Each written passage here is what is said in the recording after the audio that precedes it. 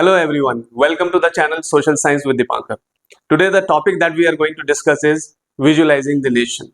This topic has been taken from your history book, class 10th, The Rise of Nationalism in Europe. बच्चों, nation को किस तरीके से visualise किया गया, इसी बात को समझने के लिए हम इस वीडियो को समझेंगे, पूरे अंत तक देखेंगे। मैं रिक्वेस्ट करूंगा ताकि आपको पूरा टॉपिक क्लियर समझ में आ जाए, क्योंकि this is yet another important topic as far as your board exam is concern. तो आपको ये चाहिए कि वीडियो को पूरा अंत तक देखें। एक एक क्वेश्चंस अगर आपके मन में कोई आती है वीडियो देखने के बाद भी, तो प्लीज कमेंट बॉक्स पे क्वेश्चंस ड्रॉप कीजिए।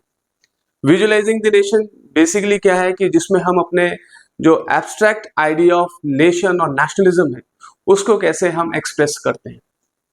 एब्स्ट्रैक्ट आइडिया ऑफ नेशन और नेशनलिज्म को एक्सप्रेस करने के लिए artist of the 19th century they began personifying nation in female form, right. इसके लिए फीमेल एलिग्रीज बनाए गए। फ्रांस में मैरियने बनाया गया, राइट, जो कि नेशन को रिप्रेजेंट कर रहे हैं, फ्रांस नेशन को। और दूसरी तरफ जो है जर्मनिया, जो कि फीमेल एलिग्री बनी जर्मनी के लिए। इसी तरह हमारे देश में भी आपने सुना होगा भारत माता की इमेज बनाई गई, जो हमारे नेशन को पर्सोनिफाई करती है। तो ऐसा क्यों किया जाता है, इसके पीछे का कारण यही है कि ताकि लोगों में यूनिटी लाया जा सके, लोगों में राष्ट्रवाद की भावना बढ़ाया जा सके। तो ऐसे ना केवल नेशन को ही पर्सोनिफाई किया गया, बल्कि ऐसे कई सिंबल्स हो सकते होंगे, ऐसे कई सिंबल्स बनाए गए होंगे जो किसी ना किसी एब्स्ट्रैक्ट आइडिया को रिप्रेजेंट करते हैं। और कहीं ना कहीं हमारे इस एब्स्ट्रैक्ट आइडिया ऑफ नेशन और नेशनलिज्म को ये कॉन्क्रीट फॉर्म देने का काम करते हैं, जो फीमेल एलिग्रीज बनाए जाते हैं। तो आज इसी टॉपिक को समझते हैं, कैसे nation was personified in the name in the female form by the artist of the 19th century. तो किस तरीके से नेशन को पर्सोनिफाई किया गया है,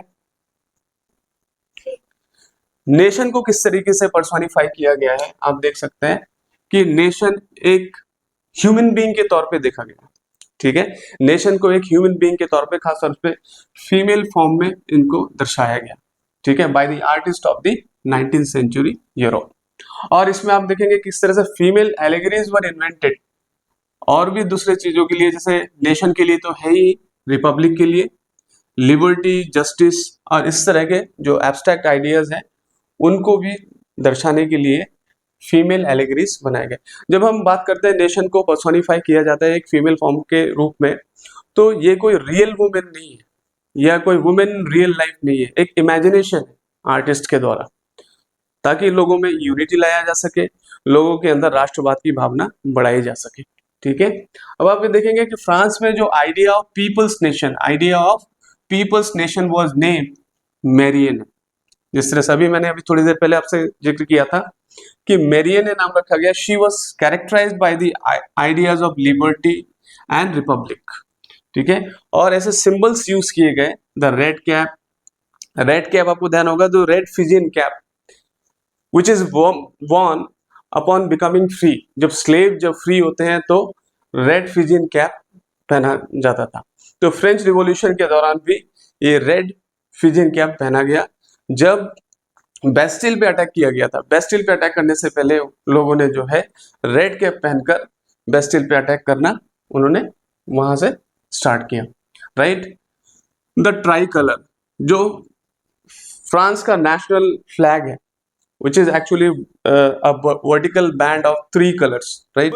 यूज किए गए। रेड कैप की हम बात करें तो रेड फिजियन कैप पहना गया था लोगों के द्वारा फ्रांस में जब वो बेस्टिल पे अटैक करने वाले थे, राइट। तो रेड कैप तब पहना जाता है, इट स्टैंड्स फॉर लिबर्टी, एक तरह से लिबर्टी के लिए स्टैंड करती है, एंड लिबर्टी फ्रॉम स्लेवरी, जो स्लेव्स पहनते थे upon becoming free, okay. The try colour की अगर बात करें, जो फ्रांस की जो नेशनल फ्लैग है, जो actually vertical band of blue, white और रेड कलर की है, जो आप ये देखेंगे कि इस तरह से ये भी आपका जो फ्रेंच रिवॉल्यूशन के जो आइडियल्स हैं, लिबर्टी, इक्वालिटी और फ्रेटर्निटी को वो दर्शाते हैं, ठीक है। कॉकेड, ठीक है, कॉकेड भी जो है एक तरह का, ये आपको ये बोल सकते हैं रोसेट है या एक रिंग है जो कि हेड पे पहना जाता है as a badge, right, as some official badge, इसको कॉकेट को पहनाया जाता है, ठीक है। और उसके बाद जो है अगला पॉइंट है statues of Marianne were erected to remind the public of the national symbol of unity.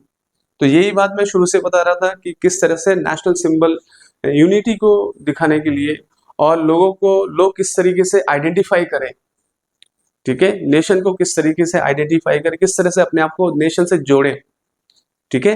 जोड़ने के लिए जो है ये स्टैच्यूज जगह जगह इंटरसेक्शंस पे स्टैच्यूज लगाए गए, ठीक है। Marianne images were marked on coins and stamps. तो कॉइन्स एंड स्टैम्प्स में भी मेरियन इमेजेस लगाए गए, उसको मार्क किए गए ताकि लोगों के अंदर देशभक्ति की भावना बढ़े। तो जिस तरीके से मेरियन इमेजेस यूज किए गए, मेरियन के स्टैच्यू यूज किए गए नेशनलिज्म की फीलिंग्स को कॉन्क्रीट फॉर्म देने के लिए, उसी तरीके से जर्मनी में भी जर्मेनिया यूज किया गया और कई तरह के सिंबल्स इस तरीके से नेशनलिज्म की फीलिंग को बढ़ाने के लिए किया गया। तो ये रही पूरी टॉपिक। उम्मीद है आपको पूरा टॉपिक समझ में आया होगा। कोई क्वेश्चंस है तो क्वेश्चंस ड्रॉप बॉक्स में जरूर डालें। In the end thank you so much, have a nice time, bye bye.